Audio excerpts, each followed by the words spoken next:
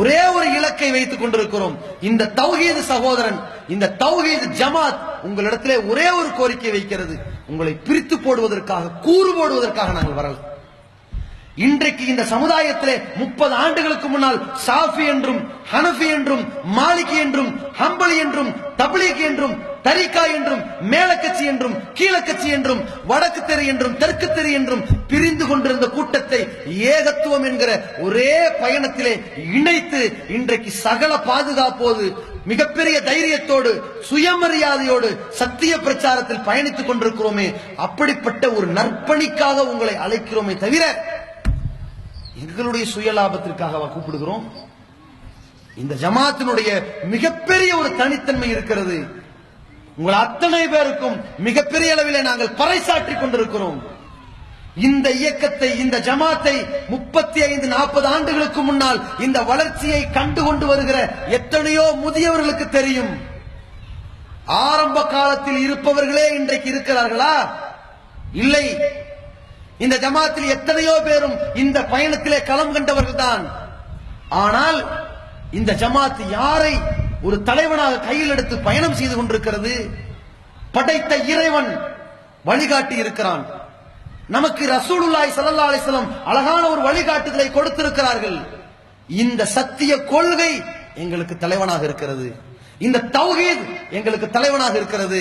இந்த தௌஹீதை அடித்தளமாக கொண்டு நாங்கள் பயணம் செய்து கொண்டு வருகிறோம். இந்த பயணத்தில் யாராவது சருகினால், யாராவது தவறிழைப்பார்களே ஆனால் அவன் எப்படிப்பட்ட பணக்காரனாக இருந்தாலும் சரி, எப்படிப்பட்ட ஏழையாக இருந்தாலும் சரி, ஏழைக்கு தண்டனை வழங்கி விடலாம், பணக்காரனுக்கு வழங்குவது கஷ்டம். ஒரு ஜமாத்திலே, ஒரு ஊரிலே ஒரு பிரஜை இருக்கிறான், அவனுக்கு நடவடிக்கை எடுத்து விடுவது ஈஸி, இலகுவானது. ஒரு முத்தவள்ளியை, ஊர் முழுக்க சொத்துக்களை வளைச்சு போட்டிருப்பவரை அங்கிருந்து தூக்குவது ரொம்ப கடினமானது.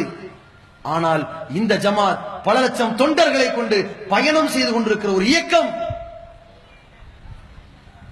அல்லாஹ்வின் தூதர் அவர்கள் சொன்னார்கள், ஒரு நேசம், ஒரு விருப்பம் சத்தியத்திற்காக இருக்க வேண்டும். அந்த சத்தியத்தின் வெளிப்பாடாக சொன்னார்கள், ஃபாத்திமா இருக்கிறாரே, பாதுகாத்து மின்னி, என் ஈரக்குலையின் துண்டு என்றார்கள். என் இருதய துண்டில் ஒரு பகுதி ஃபாத்திமா என்றார்கள். யாராவது ஃபாத்திமாவை வெறுப்பேற்றினீர்களானால் அவர் ஃபாத்திமாவை வெறுப்பேற்றவில்லை, என்னை கோபப்படுத்தியதற்கு சமம் என்றார்கள். ஃபாத்திமா கோபப்பட்டால் நான் கொந்தளிப்பேன் என்றார்கள். அப்படிப்பட்ட ரசூலுல்லாஹி ஸல்லல்லாஹு அலைஹி வஸல்லம் இன்னொரு கட்டத்திலே சொன்னார்கள், வலவு அன்ன ஃபாத்திமத்த பின்த் முஹம்மது சரிகத், முஹம்மதுடைய மகள் இந்த ஈரக்குலை துண்டு ஃபாத்திமா திருடினாலும் கூட கத்தவத்தியதாக கையை துண்டெரித்து விடுவேன், கட் பண்ணிட்டு போய்கிட்டே இருவேன்னார்களே. அப்படிப்பட்ட ஒரு நீதிமான், நீதிமிக்க நேர்கொண்ட பார்வையோடு இந்த சமுதாயத்தை, ஒரு சாம்ராஜ்யத்தை சத்திய பயணத்தோடு கொண்டு சென்றார்களே, அதே பயணத்திலே இந்த ஜமாத் களம் கண்டு கொண்டிருக்கிறது. இந்த ஜமாத்திலே நீங்கள் எத்தனையோ தலைவர்களை பார்ப்பீர்கள், இருப்பார்கள். அவர்கள் ஒரு கருவி, செல்வார்கள். நமக்கு இருக்கிற அடித்தளம் ஒரு வாகனத்தினுடைய பிரேக். எத்தனை துன்பங்களில் இருந்தும் நம்மை காப்பாற்றுகிற, திடீர் என்று வருகிற ஒரு லகான், ஒரு கடிவாளம் இந்த தௌஹீத். அந்த தௌஹீத் வழியிலே நாங்கள் பயணம் செய்து கொண்டிருக்கிறோம். அந்த பயணத்திலே நீங்கள் எங்களோடு என்ன மோதல் போக்கை கடைபிடித்தாலும் எதிர்கொண்டு நிற்போம். குர்ஆன் சுன்னாவை பற்றி கேட்கிறீர்களா? பதில் சொல்வோம். இவ்வளவு பேசுறிய, உன் ஆளு வரதட்சணை வாங்கிட்டானே, இந்த ஆளுக்காக வேண்டிய இந்த ஜமாத் இல்ல, வரதட்சணை வாங்கினா அவன் இந்த ஆளே தௌஹீத்வாதியே கிடையாதுங்க, போங்க. அவனுக்கெல்லாம் நாங்க அத்தாரிட்டி சொல்ல முடியாது. சரி, இவ்வளவு தீமையை எதிர்த்து பேசுறிய, உன் ஆளே தப்பு செய்யறானே, தப்பு செய்யற ஆளை பின்பற்றி வராத, தௌஹீதை பின்பற்றி வா. தௌஹீதுல குறை இருக்கிறதா?